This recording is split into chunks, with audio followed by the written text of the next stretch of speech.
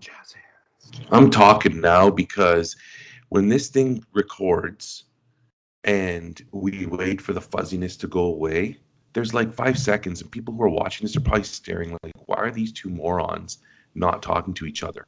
You know what So though? On the inside, it feels like you're just getting to the crest of the roller coaster. Though I don't know exact. You know what I mean? Like it's like tick tick tick tick tick tick that's why I started talking. tick. Because as we're Good. ticking, as we're coming up, I'm like, hey, everybody, how's it going? Yeah. And they're going to hear something. And it bothers me.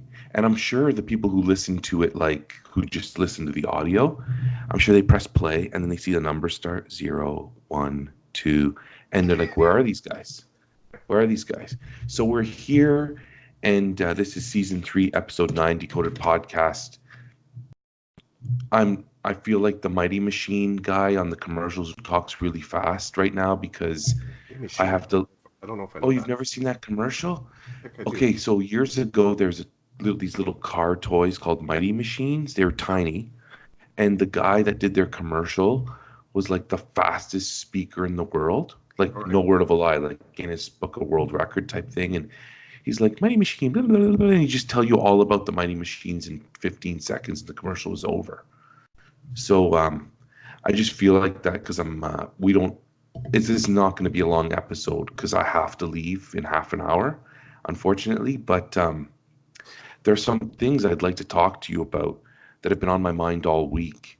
The first one, oh, if you don't mind me just talking, that's Jump great. in. Jump Um, in. the bag of work. So anybody who's listened to our podcast before has heard us talk about this infamous bag that every teacher has that goes from home to school every day, back and forth. And the best part of the bag is at night, right after school, when teachers are kind of pumped to be going home. They stuff this bag with their work that they're going to do that night. They get home. If the bag gets out of the car, it'll sit at the front door, as you and I have talked about. I think at your house, it probably sits at the front door. Mm-hmm. And then nothing happens at night because after you're done, like decompressing, you're done and you don't go pick up the bag and get the workout. And you wake up the next morning, you grab the bag, and you go to work. Easily, like top three episodes still for me. Just got to say Okay. that top three. Love it. So I'm driving to school the other day, and that song by Eddie Money comes on, Take Me Home Tonight. And so here's my sickness. I'm driving, I'm hearing this song, and all I think about is the bag of work. Take me home tonight. Mm. Do do do do do do do do do do Stop it. do. We're gonna have to pay rights for that. Mm. Okay. Anyway, long story short, I get to work. I just start walking into rooms and I'm like, hey, can I see your bag of work? And they're like, what are you talking about? I said, you know the bag that you take home and you bring back every day? They're like, yeah. I'm like, I need just 5 seconds video. They're like, why? And some of them are really concerned. The ones that were really concerned, I just turned around and walked out of their room. I just walked out. I'm like, I don't have time. I don't have the time. And the other ones are like, sure, it's right here. So I was able to capture enough of them to put together a short little thing to the music. And then I sent it to the teachers that helped me out, and most of them said they liked it. This was a pivotal moment for me at work because I think people were like, this guy's absolutely nuts. And that's okay. Because two reasons. Number one, if they think I'm nuts but they like me, they'll still talk to me. And if they think I'm nuts, then and they'll stop them from talking to me. One less person to get in the way of what I'm doing at work. So I was good. I'm good. So there's the bag of work. It's come up again, and this is sick, man. I'm hearing music on the radio, and I'm thinking about our podcast. Like some would say, I need a life, but this is the life. The second Mm-hmm. thing, last week before we signed off, I don't know if we did it on air, off air. We were talking about the Bit conference that just happened, and you and I got into this thing about the elitist nature of conferences that happen during the week. And it's been weighing heavy on me all week because I've been going back and forth on each side of the argument. Are they? Is it? And you know what I'm landing on? That I feel shame. I feel shame. It's that I wanted to be at those things and I wanted, it was like a status that I was able to get myself out of everyday work to go. Now that wasn't the main goal. Like I didn't want to go to conferences so I didn't have to go to work. I wanted to go to conferences and learn more about certain things. But in order to get there, I had to find a way to get out of work. And like when you're a classroom teacher, it's hard to get released for the day to do something like that for 3 days. I felt shame, Chris. I don't like that, and I'm talking about it. So anyway, that's where I'm starting there. What do you have to say about that? Um, I, it's, I, I'm not feeling. I get you. I get you. The shame part. I think that there's the privilege element of it, the politics element of it, the what's the word? It's the popularity contest of it. Um, I think to myself, are certain individuals. Okay, so my perceptions are all kind of skewed on this. Part of the challenge for me is trying to think of this from the point of view of um,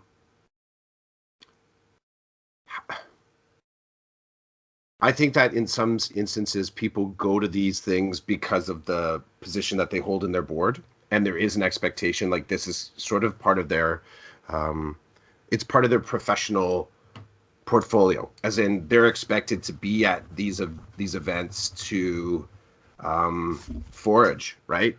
Forage and represent. So they're going out there as part of their board, maybe from a school, and they are asked to bring whatever it is they find back to their school. And then it does get rolled into, it does, if we keep going on the infection kind of thing, like it's meant to be brought back to sort of get everybody in on the same thinking. So to infect everybody with whatever coolness is happening out there, get people thinking and leveling up. I also think that in some cases people go every year just because, they're the ones that kind of step up, and some of the learning never makes it back to the school. Um, I think that part of this is also my feeds. So I'm following people that are talking a lot about this stuff. So I guess I could say that if I'm tired of examining these events from an onlooker point of view through the window of my social media edu peeps, then I can always turn the channel and stop paying attention to it. I don't feel the shame. I don't feel shame specifically. Um, I think not as a first layer, only because right now I am going to a big board conference. Because I feel like this time I feel like in this particular case, I've done some work to figure out whether or not this particular conference. I'm not arguing the value of the conference. The actual theme of the conference is a valuable theme. But I found I had to find a way to justify why I should be a part of this conference. Um, I'm part of the equity team at my school. Um, the conference is moving deeper into culturally responsive pedagogy. It's still examining uh, education systems relationship to FNMI. It's also now looking at anti-Black racism. So there's on topics going on. That notwithstanding, I still this year did some reflection onto whether or not I'm the person that should be there to experience this event, knowing full well that I have bought into the relationship. Our group, our community, our committee is going, and we all have expressly stated our interest in bringing the learning back to the school. So relationship wise, I feel like I'm in a good place with going to this conference. In the past, that was not the case for me. I went because I did believe it was the place to be. I was coming at it from the point of view like sort of all cool, but all cool, no school. There's my t-shirt for today. And I don't know if I fully recognize the cost that I was creating by going.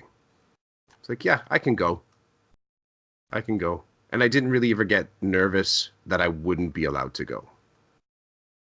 This particular version, I got a little nervous, like I might not be able to go. Like I had a sense of value, like I wanted to participate, but there were a few of us that wanted to participate. I didn't know if I was going to make the list. So I felt like, I can't say I earned, I'm not going to say I earned, but I feel like I kind of established, I pitched well to say I want to be here to do this work. And I want to do this work and bring it back.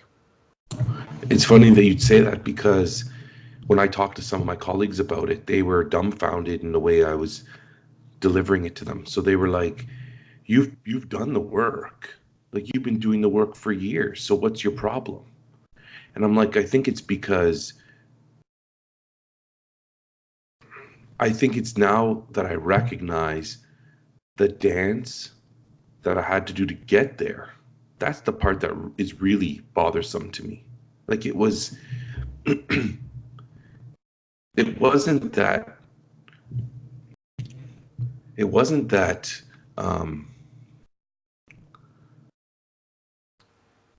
that I hadn't done anything around the things that I wanted to go learn about, which that's good too. Like, what if you don't know anything about what you're going to learn about? You're going so that you can establish some kind of foundation. That's good too.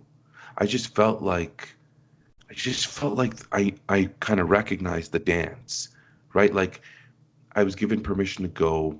I was able to find the funding to go. But now that I look back on it, it's crazy in a way. And I don't know why.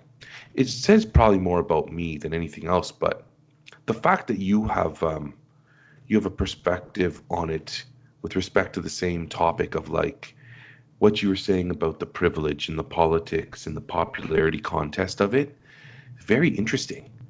And I think I just wasn't able to articulate that, but that's exactly what it is, right? Because you see a lot of, like, I expect there to be consultants, right? And I expect administrators, and I expect people who don't have a classroom role.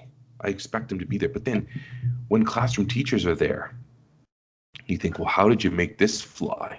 Who paid for this? How did you get the supply coverage? Yeah. Like, it's a big deal. And, like, for example, this week, the conference was during my parent-teacher interview times. So, like, teachers in my board, if they went, did they just miss parent-teacher interviews? Like, yeah, I've been thinking about all week, talking to people all week, and it's funny because a lot of them said to me, we don't know what your problem is, because the things you've gone to and the things you've learned about, you've actually been applying, and you've shared stuff, maybe not directly, but through the blog and at work, just telling people, hey, come check this out or whatever. It's not like you went and you've done nothing with it. You have done stuff with it, with your kids, with colleagues. You've got stuff living on the internet that people can visit and read more about and learn. So anyway, thanks for the thought fuel on that. Can I lean on it just one more little thing? Of course. Part of it is I'm done with tech. I'm done with any, this could come back to bite me in the butt, but I'm going to say right now, right now, I'm done with a conference that is approaching where tech is the primary lens. I'm done. I do not feel right now. I have tech conference fatigue, and I don't care if it's coding. I don't care if it's ed tech. I don't care if it's Apple Distinguished Educator. I don't care anymore. I can't be drawn into, my fascination is not drawn into conversations about pedagogy and classroom experience accelerated by technology. It's not that I'm not interested in it in general. There's no bait there for me anymore. I can officially call that one for me. You start talking to me about using tech in the classroom at a conference level, and I'm like, nope, I'm not going to your session. And there's a lot of reasons. We don't have a lot of time to flesh them out. For me personally, I feel like that's not time well spent. That's not time where I think to myself that I'm going to be presented with something that has value to me right now in my particular space in my teaching. And it doesn't, there's nothing sort of soul satisfying to me about sitting in a session like that. So, I feel like I should almost apologize because there'll be somebody that's listening to this, but Clough, you really like tech. Like you used to kind of, like love talking about that. And I can admit that. And I still do. But I'm not going to have someone spend $300 to send me to a conference where I'm sitting and I'm listening to somebody else about the apps they use. I'm not going to do it. It's all good. You're just telling us what you're thinking. There's nothing wrong with that. Okay. At least in my opinion. So people who are listening, feel free to hit them up and give them the gears. I don't mind. Come at me, yo. Yeah, go at him. Come at me, yo. He's dreamy. Where else do you want to land for the next little bit? I want to just can we land lightly on Movember? Yeah, sure. So, do you remember? I kind of mentioned. I mentioned before about coming into my classroom last. I can't remember when it was. It was coming into my classroom earlier. Was it earlier last year? I forget. But basically, I had cut my hair, shaved my head, and I cut my hair. And I came into my classroom, and a colleague, kind of in a backhanded way, talked about my man grooming. And at the time, I thought to myself, that it wasn't particularly kind to sort of being called out. But there was also a moment there of, I'm not who I'm supposed to be because I've trimmed my hair. So it's sort of like being that it's a small example. And I get, I'm only going to speak from, my personal experience. I had this moment like, why is my hair an issue? Why does it matter if I shave my head? Why is it so important that I look exactly that? How is my identity your problem? And I know I'm tripping a whole lot of power lines here and privilege lines here, and this conversation is not new. For a middle-aged white male to be pushing back on, hey, just leave me alone, let me be who I am, I get it. In some ways, it's disingenuous. And I'm not trying to share common experience here with others who have spent a lifetime trying to establish who they are and express who they are in public spaces. I'm just leaning a little bit back on the interesting observation that I guess I've never really paid attention to, or people haven't shared, or they didn't feel the compulsion to share as openly as they have, that how I look is of worth note to other people. Let's say a part of my family unit. I had never sort of considered that. And so being a part of Movember, I've had quite a few people kind of give colorful commentary on, I just can't, some things have been said like, I just can't get used to you looking like this. That's an identity problem. If you're telling me you can't, and not saying it up like, that's okay, that's my problem, me not being able to get used to you, and I'm working through the challenge. I respect you for shaving off your beard, yo. It's left at, I just can't get used to you without a beard. I'm having, like, it's not suggesting that it's not right. That there's something not exactly right about me not having a beard. Now, way I tie this to Movember, I don't really care. Like, I'm gonna rock out with whatever look I want, right? I was even thinking this weekend I might be shaving the head again, just because, well, because that's what I do. I kind of cut my hair. But it's just a kind of an interesting observation I've made about the way our identity can be made really important by the people around us, and never really thinking of it as a topic of discussion from inside out, because I'm just doing me. Like, that's it. I'm just kind of like moving through my space doing me. That aside, I do feel purposeful in repping Movember. I'm doing something that should receive zero accolades whatsoever. My hair is growing, and as long as genetically my body will do that, it's zero effort. It's just growing facial hair. But I do like that I'm repping the brand. I think the Movember group has done a good job on broadening men's health issues. And I feel, I feel connected to a community that's moving in the right direction and trying to keep conversations about men's health and men's mental health topical. So, yeah, that's all I want to say on that. But I do appreciate everybody that has thrown a couple donations my way. It's good stuff. Well, thanks for repping Movember and for putting some attention on men's health. Dude,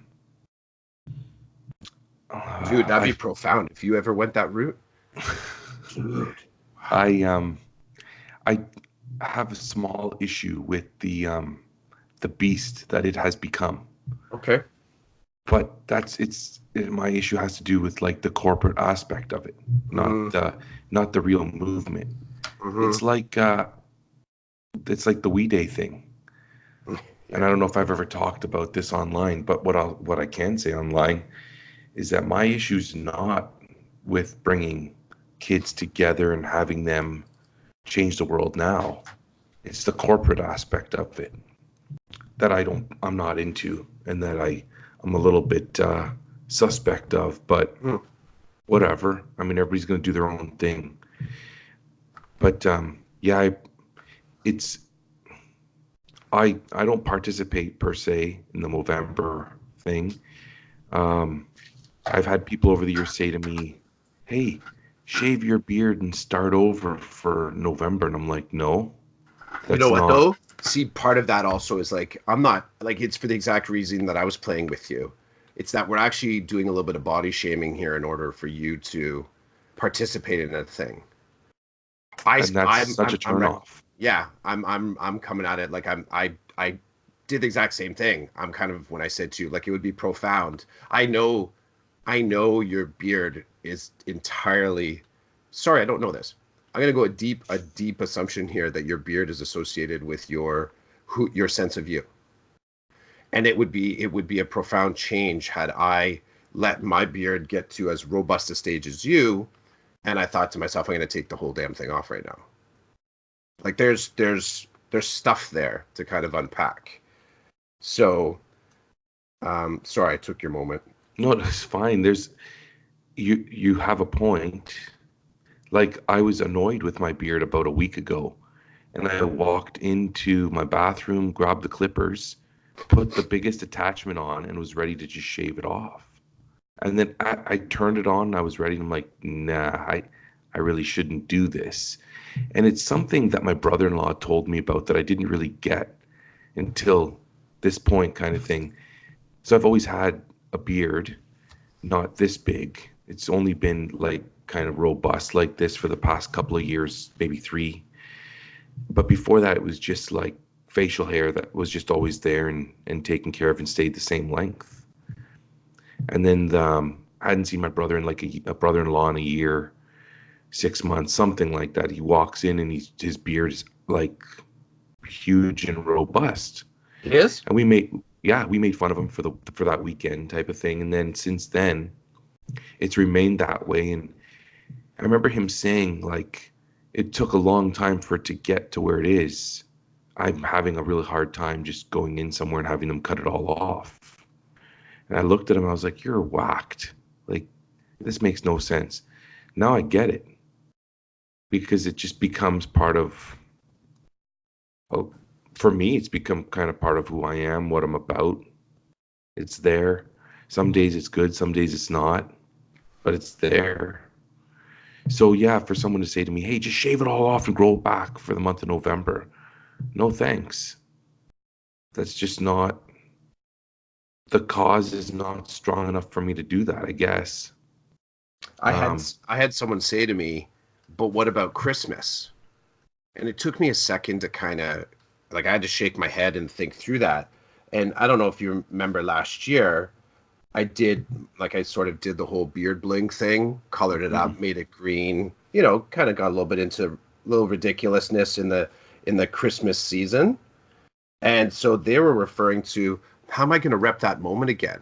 And it was interesting because I thought again, someone that's anchoring me one to a past event, but also anchoring me to an obligation to keep them happy with my look. mhm. And I kind of just smiled and I sort of did the walk and talk like kind of like it's sometimes I do this bug bomb humor where I just drop an idea and keep on moving. I said, "Don't worry." I said it'll be completely back by December, the second week of December. And as I'm walking out the office door and it's swinging behind me, I could hear them saying to somebody, "Really? Can you grow a beard that fast?" That's So, funny. yeah, yeah. I was like, not necessarily, but I'll give it a go. I'll give it a go. So yeah, Movember. I'm happy to be a part of it. I'm doing it with more intention this year. I've just kind of lightly kind of landed on it in the past, but this year I'm doing a few of the posts and I'm pushing out some social media stuff just to if I'm gonna be a part of it, I feel like I'm just gonna try and do the best possible version of it that I can. Well, good on you, buddy. Thanks, man. Good And on all of us. The money. Good on all of us. If where does all this money go? Do we know yet how the Movember people funnel this money, what they do with it? social agencies, um, tying it into research, pushing money for support groups. So, the start of it was part of prostate cancer, but it's broadened out into other spaces. Hmm. You've given me an interesting moment to kind of get deeper on looking into corporate backside just to see is the it's a good reminder for me to sort of keep tabs on that. Is it still sort of pushing the funds? It's the political side to this, right? Is it still pushing the funds? You sort of jump in saying, yeah, that issue's for me. I'd like to get behind that. And then once you're on the inside for a couple years, you're like, yeah, you know what? I want to try making sure that that the wind in the sails is sort of pushing this in the appropriate direction. Hmm. So I'm gonna take a deeper peek at that for sure. Right on. Keep tabs on it. Well, this concludes my time this week. Are you going to just keep going when I leave? You imagine? I got That'd be this funny. rolling. I'll I keep talking. I just take my headset off, turn the camera off, walk away, and you just keep going. Um, Yeah, a couple more things to say. No, I'm all good. I'm all good, man. I liked the tight nature of this. I like the tight nature of this. do you It's have a picture you can show us? yeah, absolutely. I kind of powered into this. You inspired me. Well, I tell you, I'm not particularly a fan of the quick podcast. I know some people that's their shtick. They do 30 minutes, no more. They're in, they're out. But that's just the life this weekend, right? Next weekend's not going to be a good one either, but we'll talk more about that Yeah. later. Can I throw a hat tip out to someone? And I don't know who I'm throwing it out to, but I Sure. liked someone had mentioned before. I want to figure out, and I think we'd end up becoming a distraction to our actual cast. I really do. I think it would be, but I'm kind of I kind of appreciated that someone had mentioned that. Do I still? Okay, I got. Let's say I'll wrap this in 1 minute. Someone had mentioned to be able to see the Yeah, it drawing. was it was Don Butson. Or was that? And I would love to figure out a way, but I don't want to do it in a way that's like that becomes the intention. I don't want decoded. I'm cognizant of the fact of decoded becoming a let's watch Chris draw how to. Like I'm not down with that. I'm kind of just I'm aware of that, right? The best Uh, part is that the people listening to this, are like, we don't know what he's talking about. So if you're just listening, you should check out the video. I mean, I know it's harder for you. You can't watch the video while you drive your car, but every now and again, just I don't know, check it out, see what he's up to. But on that note, Chris, I think maybe every now and again, you just want to grab your camera while I'm talking or whatever, and just or pick up your book, and you could do like little bits here and there. You just pick up your book, put it to the camera, Yeah. Yeah, and I think you're people that's what I can gotta get like do. a quick look at it, and then you keep moving if you want. But I think that is a fascinating aspect. Imagine if you had your iPhone positioned in a way that was watching you draw it, and then you could put that in fast motion, and we could post that somewhere. People could see you draw a picture in, a fraction of the time it takes for you to actually draw the picture. I don't know. That would require some thought and some energy that maybe we don't have. Maybe you don't have. It's true. I don't know. What do we got today? Um, is that a cell exploding? Something to do with infections? Is that what I'm seeing? Nice. That goes back to our on-ramp, which we're not going to talk about. We can land Or on at least it. Land on it light. Land on it light. Just a little bit about that sort of, why conferences? Why conferences? Why conferences? Why conferences? Yep. All right. Okay, have a good one. We'll be You chatting too, soon. dude. Stay I'm warm. not touching anything. Yeah, Oh you yeah, too. that's right. I got to do that part. Okay. You shut it down. Let me click over and ciao, man. See ya.